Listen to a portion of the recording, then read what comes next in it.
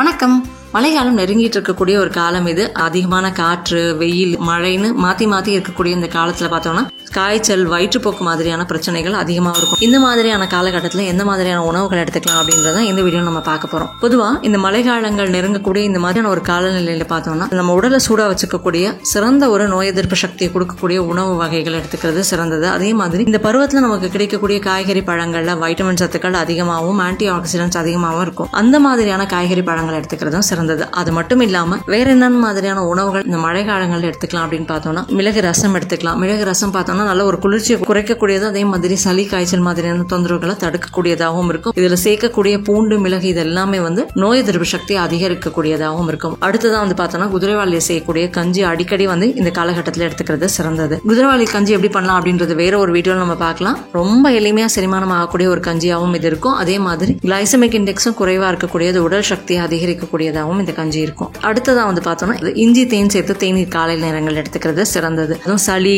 தொண்டை வலி, அஜீரணம் சம்பந்தமான பிரச்சனைகளுக்கு இஞ்சியை நல்லா கொதிக்க வச்சுட்டு அப்புறம் அது நல்லா கொதி அதனுடைய சாறு தண்ணியில இறங்கினதுக்கு அப்புறமா அதோட கொஞ்சம் தேன் சேர்த்து நம்ம காலை நேரங்கள்ல குடிக்கிறது தொண்டை வலி, சளி மட்டும் இல்லாம உடல் பருமன் மாதிரியான பிரச்சனைகள், நீரிழிவு சம்பந்தமான பிரச்சனைகளுக்கும் சிறந்த ஒரு பானமாகவும் இருக்கும். அதே மாதிரி இந்த காலகட்டத்துல கருப்பு உளுந்துல செய்யக்கூடிய உணவுகளை அதிகமா எடுத்துக்கிறது சிறந்தது. உதாரணத்துக்கு சொல்லணும்னா கருப்பு உளுந்துல செய்யக்கூடிய அடை எடுத்துக்கலாம். கருப்பு உளுந்தும் சிறுதானியங்களும் சேர்த்து செய்யக்கூடிய உளுந்து சோறு எடுத்துக்கலாம். இந்த மாதிரி கருப்பு உளுந்துல செய்யக்கூடிய உணவுகள் எடுத்துக்கும் பொழுது அது புரதச்சத்துக்கள், இரும்பு சத்துக்கள், சுண்ணாம்பு சத்துக்கள் மட்டும் இல்லாம நார் சத்துக்களையும் கொண்டது. உடல் வெப்பத்தை சமநிலையில வச்சுக்கிறது மட்டும் இல்லாம நோய் எதிர்ப்பு சக்தியை அதிகரிக்கக்கூடியதாகவும் இருக்கும். பொதுவாகவே இந்த காலகட்டத்தில் அதிகமா சுண்டல் வகைகளை எடுத்துக்கணும் அப்படின்றதுக்காக தான் நவராத்திரி நேரங்கள்ல சுண்டல் வகைகள் எல்லாம் நம்ம தொடர்ந்து சாப்பிட நம்ம விடாம ஒரு 10 நாள் மட்டும் இல்லாம இந்த காலகட்டத்தில் நம்ம அடிக்கடி எடுத்துக்கிறது சிறந்தது.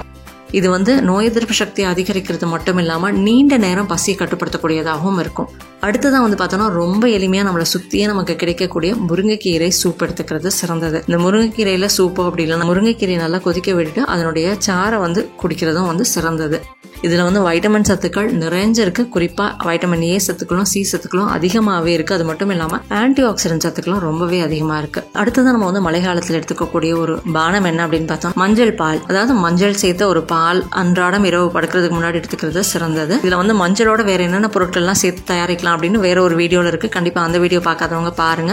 இது நோய் எதிர்ப்பு சக்தியை குறைக்கிறது மட்டும் இல்லாம மூட்டு சம்பந்தமான பிரச்சனைகளுக்கும் அந்த குளிர்காலத்துல வரக்கூடிய கைகால் வலிகளையும் மூட்டு வலிகளையும் குறைக்கக்கூடியதாகவும் இருக்கும். குளிர்ச்சியை குறைக்கக்கூடியதாகவும் இருக்கும். அடுத்ததான் நம்ம இந்த மழை காலத்துல எடுத்துக்க வேண்டிய ஒரு சிறந்த உணவு அப்படின்னு பார்த்தோம்னா அது நெல்லிக்காய். நெல்லிக்காயில செய்யக்கூடிய ஜூஸா எடுத்துக்கலாம். அப்படின்னா நெல்லிக்காய் காலை நேரங்கள்ல மென்னு நம்ம அப்படியே சாப்பிடுறதும் சிறந்தது. இதுல பார்த்தோம்னா வைட்டமின் சி சத்துக்கள் அதிகமா இருக்கு. அதே மாதிரி நோய் எதிர்ப்பு சக்தியும் அதிகமா இருக்கு. அடுத்ததான் பார்த்தோம்னா சிறுதானியத்துல செய்யக்கூடிய கஞ்சி வகைகளை நல்லா சூடா எடுத்துக்கிறது சிறந்தது. கேழ்வரகு, வரகு இந்த மாதிரியான சிறுதானியங்கள்ல நல்லா காய்ச்சிட்டு அதோட தேங்காய் பால் சேர்த்து காலை நேரங்கள் எடுத்துக்கிறது சிறந்தது. இது நார் சத்துக்கள், புரத சத்துக்கள் மட்டும் இல்லாம தாது சத்துக்களையும் அதிகமாக கொண்டு இருக்கக்கூடியது. அதே மாதிரி உடல் நலத்தை பேணி காக்கிறதுக்கு ஒரு அற்புதமான காலை உணவாகவும் இது இருக்கும். அடுத்ததா அவ்வப்பொழுது மிளகு, சீரகம் சேர்த்த ஒரு கஷாயம் எடுத்துக்கிறது ரொம்பவே சிறந்தது. இந்த மிளகு, சீரகம் சேர்த்த கஷாயம் பார்த்தோம்னா வயிறு சம்பந்தமான பிரச்சனைகளை போக்கும், வாய்வு சம்பந்தமான பிரச்சனைகளை போக்கும். அது குளிர்காலங்களில் வரக்கூடிய மூட்டு சம்பந்தமான பிரச்சனைகள், கை கால்களில் வரக்கூடிய வலிகள், குளிர்ச்சியை நீக்கக்கூடியதாகவும் இருக்கும்.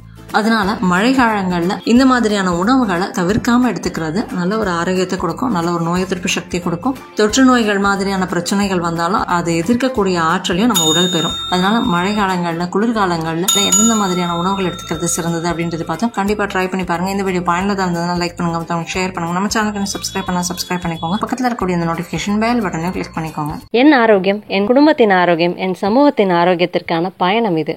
கைகோர்ப்போம், ஆரோக்கியத்திற்கு விதையாவோம். நன்றி.